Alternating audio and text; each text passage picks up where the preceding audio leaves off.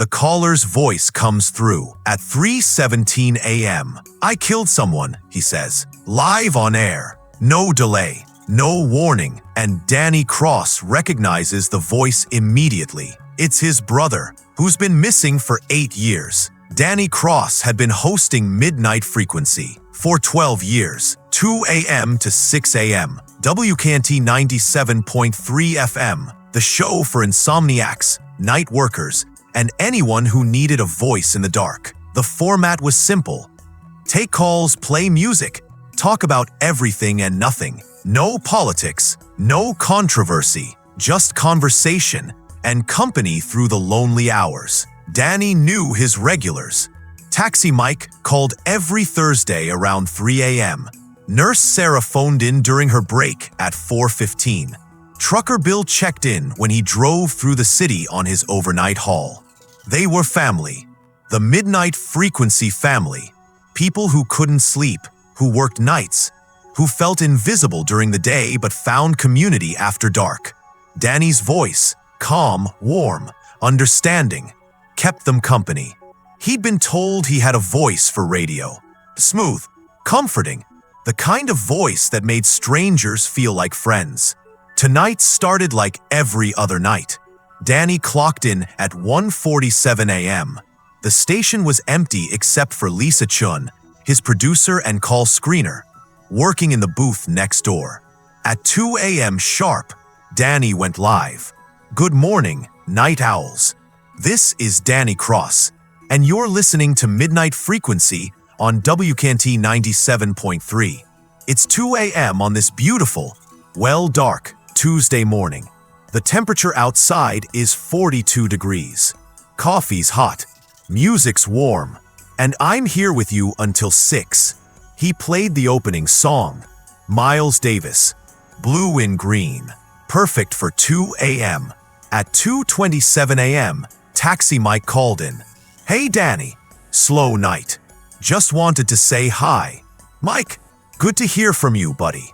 How's the cab business?" "Same old. Drunks and airport runs. Living the dream." They talked for 5 minutes. Small talk. Easy. Comfortable. At 3:04 a.m., Nurse Sarah called. "Danny, I need a pick-me-up. Long shift tonight." Danny played her request. Etta James. At last. That's for Sarah and all the night shift healthcare workers out there. You're the real heroes. At 3:15 a.m., the phone lines were quiet. Danny played another song, Coltrane, in a sentimental mood. Then, at 3:17 a.m., line 3 lit up. Lisa's voice came through Danny's headphones. "New caller. No name. Says he needs to talk." Danny hit the button. "You're on Midnight Frequency. What's on your mind tonight?" Pause. Breathing. Then the voice. "I killed someone." Danny's hand froze on the soundboard. 4 words. Simple. Direct. Impossible. The FCC requires a 7-second broadcast delay for exactly this reason. Obscenities, threats, confessions. But Midnight Frequency ran live. Danny had fought for it. Wanted the authenticity, the realness of unfiltered conversation. Now that decision was about to cost him everything. "I'm sorry." Danny's training kicked in. "Keep them talking. Don't hang up. Can you say that again?"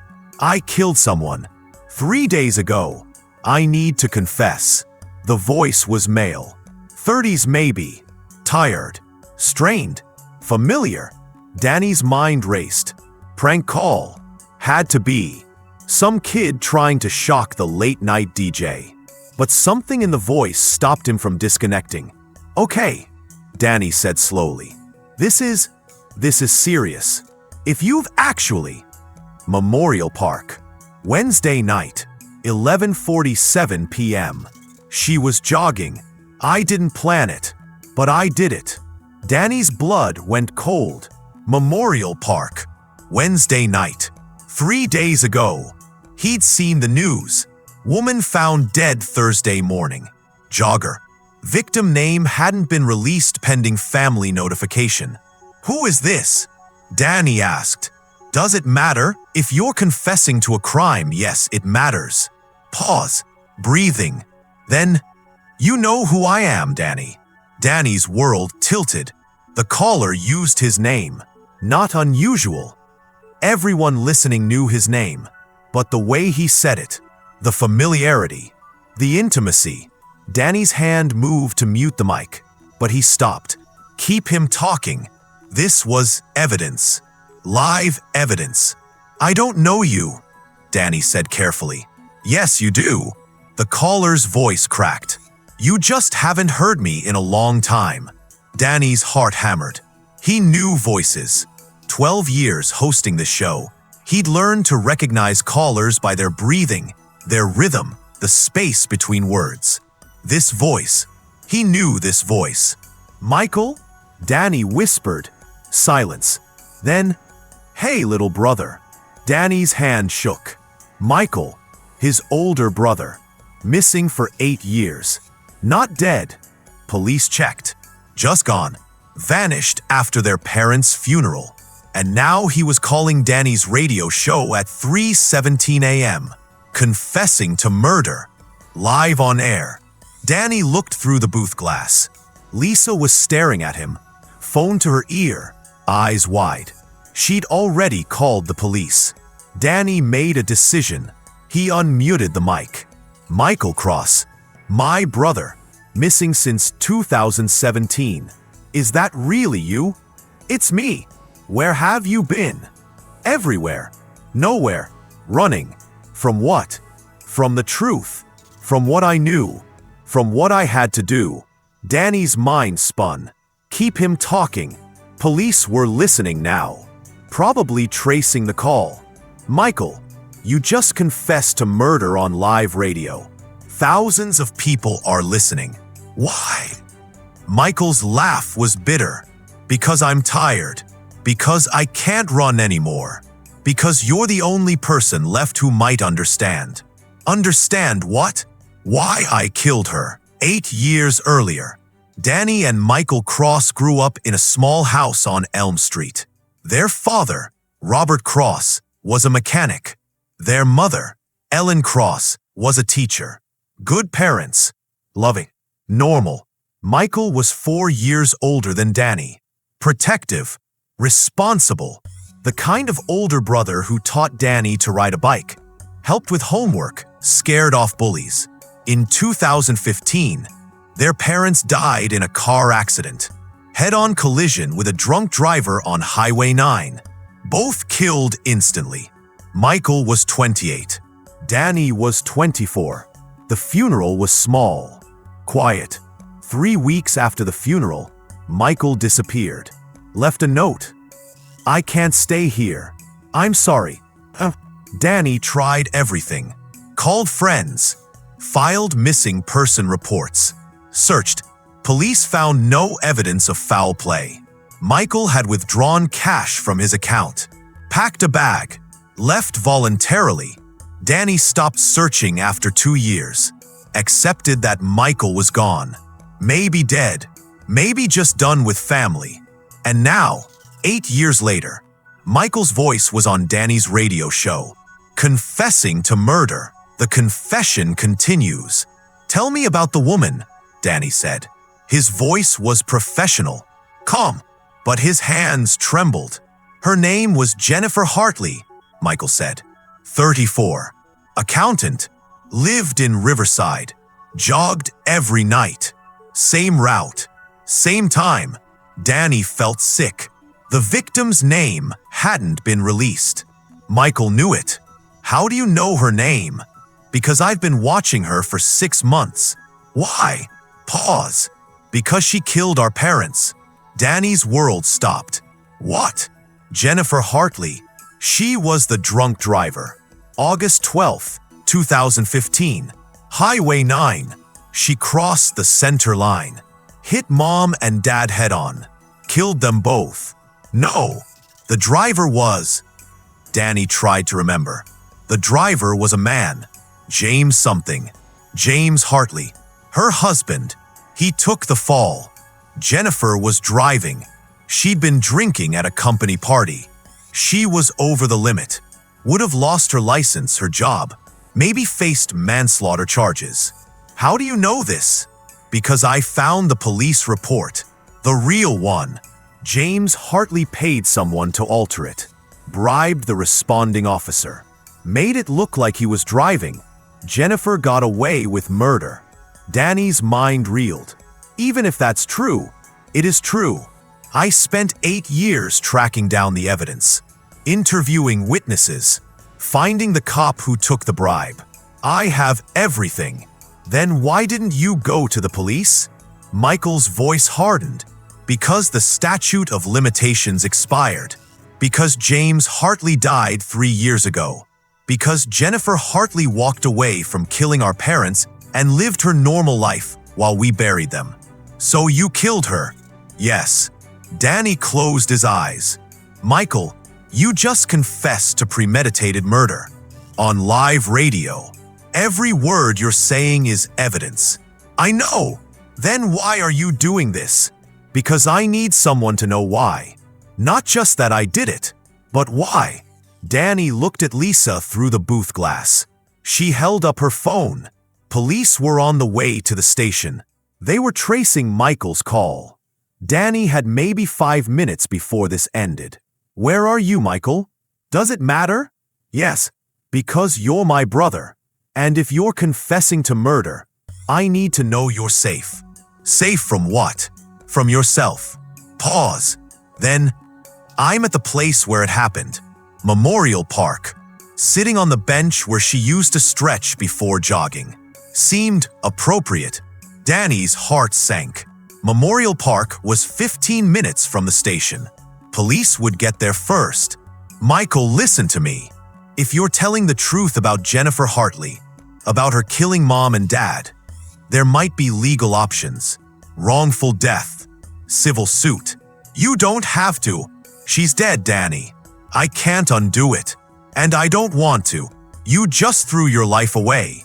My life ended 8 years ago, when mom and dad died. When I found out the truth and couldn't do anything about it. I've been dead for 8 years. This is just making it official. Danny felt tears on his face. He wiped them away quickly. Still live on air. Still broadcasting to thousands. Michael, please. Come to the station. We can figure this out together. No. This is how it ends. I confess. You hear me. The world hears me. And then, whatever happens, happens. I don't want to lose you again. Michael's voice softened. You lost me 8 years ago, little brother. This is just closure. Danny heard sirens through the phone. Distant but approaching. Michael, the police are coming. I know. I called you from my cell. They've probably already traced it. Then why? Because I wanted you to understand. Before they arrest me, before the lawyers and the trials and the media, I wanted my little brother to know. I'm not a monster. I'm just someone who couldn't let our parents' killer walk free. The sirens grew louder. Through the phone, Danny heard. This is the police. Put your hands where we can see them. Michael's voice stayed calm. Danny, I have to go. But listen, it wasn't your fault. None of this. You were a good brother. The best. I couldn't stay. Couldn't look at you knowing what I knew and couldn't fix. Michael, don't. I love you, little brother. Take care of yourself. The line went dead. Danny sat in the silent booth. The on-air lights still glowing red. Thousands listening. He had to say something. Had to end this broadcast somehow. But all he could do was sit in the dark and try to breathe. The aftermath. Lisa burst into the booth 30 seconds later. Danny, are you okay?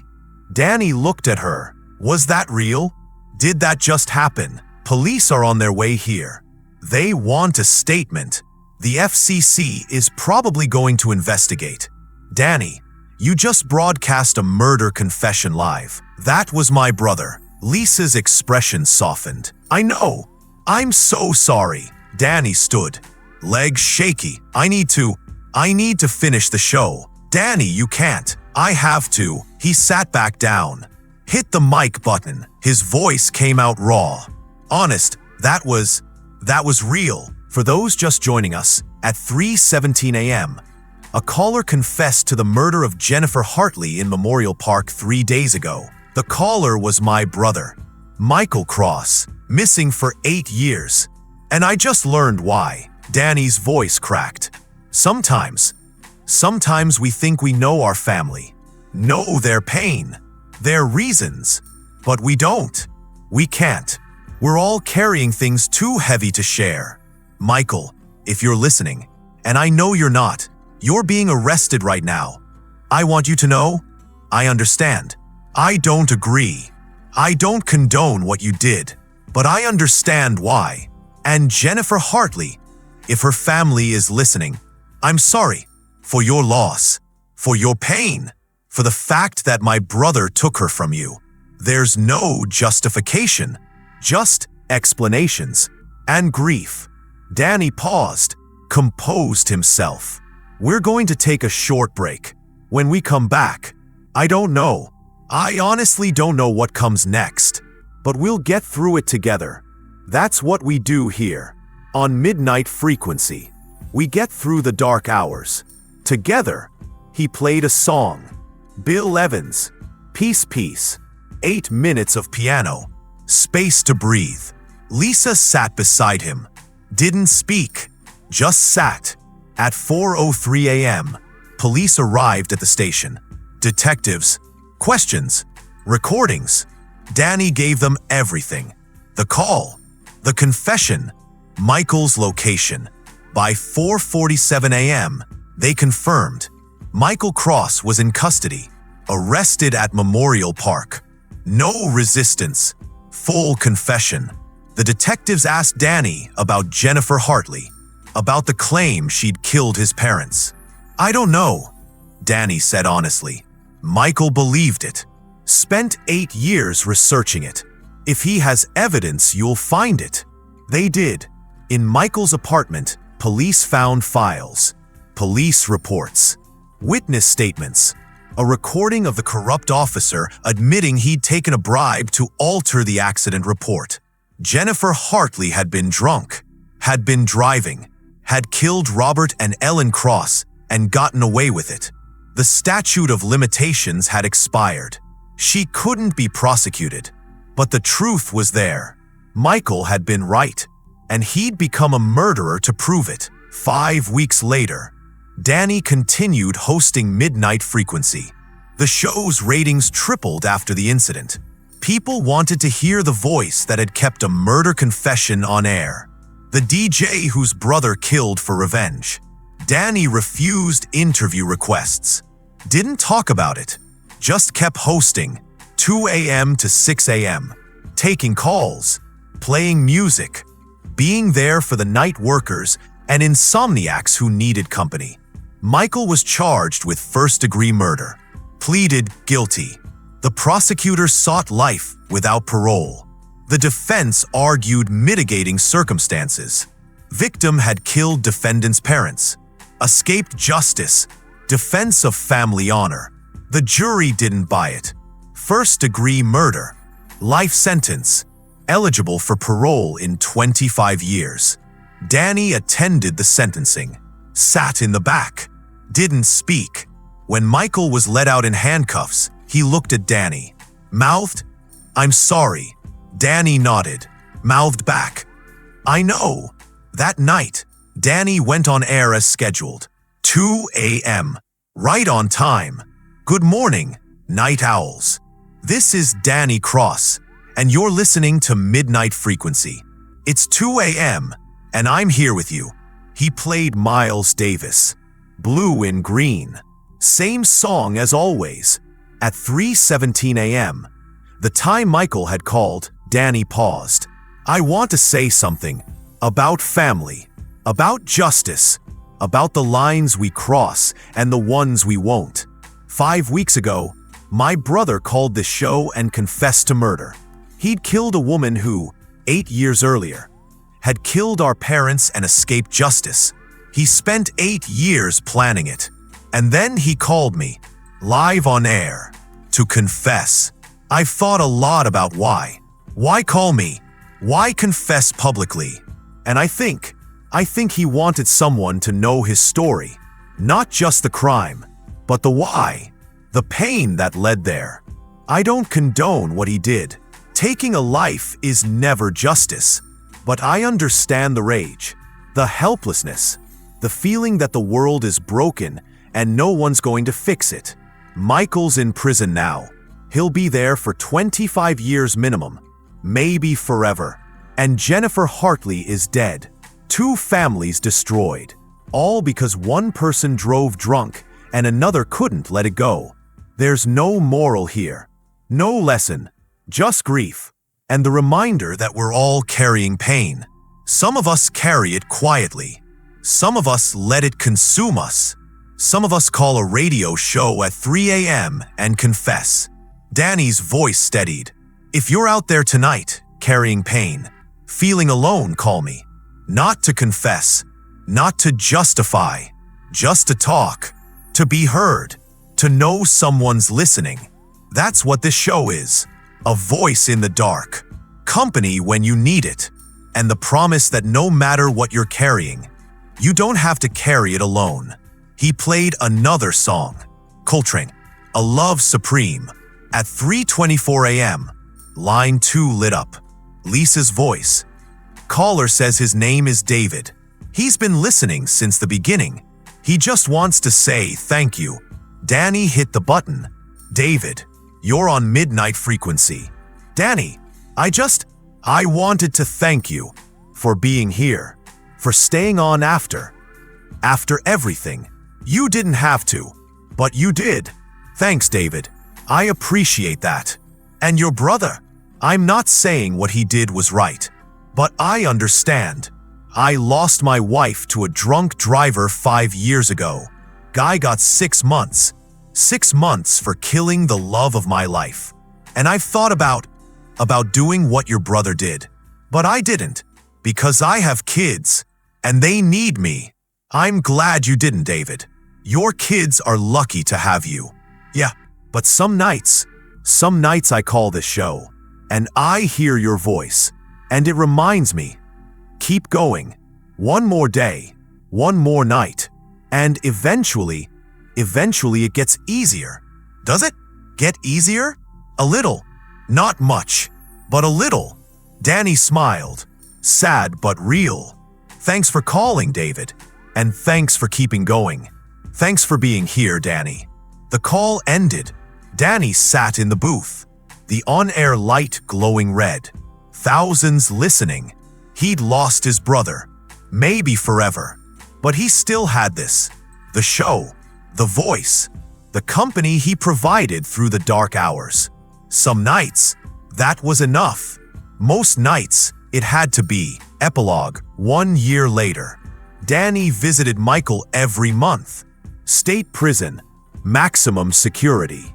25 years minimum. They didn't talk about Jennifer Hartley.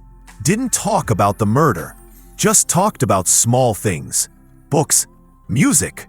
Memories from childhood. You still doing the show? Michael asked during one visit. Yeah, every night. 2 to 6. People still listen? More than ever. Weird, right? My brother confesses to murder live on air, and ratings go up. Michael smiled. Sad. They listen because you're real. Because you stayed. That means something. Does it? It does. To them. To me. Danny nodded. I miss you. The real you. The brother who taught me to ride a bike. Not this. I miss me too. Michael's hands were cuffed to the table. Couldn't hug his brother. Couldn't reach across the distance. Was it worth it? Danny asked. Killing her. Did it fix anything? Michael was quiet for a long time. Then, no, it didn't. Mom and Dad are still dead. Jennifer's dead now too. Her family's destroyed. I'm in prison. Nothing's fixed. I just added more grief to the world. Then why? Because I couldn't stop. The rage, the helplessness, it consumed me. And by the time I realized it wouldn't help, I'd already done it. Danny looked at his brother. Older, grayer, broken. I forgive you, Danny said. I don't know if that matters, but I do. Michael's eyes filled with tears. It matters, more than you know. The guard called time. Visit over. Danny stood. I'll come back next month. You don't have to. I know, but I will. Because you're my brother, and family doesn't give up. Michael nodded. Couldn't speak. Danny left the prison, drove to the radio station, clocked in at 1:47 a.m. At 2 a.m., he went live. Good morning, night owls. This is Danny Cross, and you're listening to Midnight Frequency. It's 2 a.m., and I'm here with you. Let's get through the night together. He played Miles Davis, Blue and Green, and the city listened.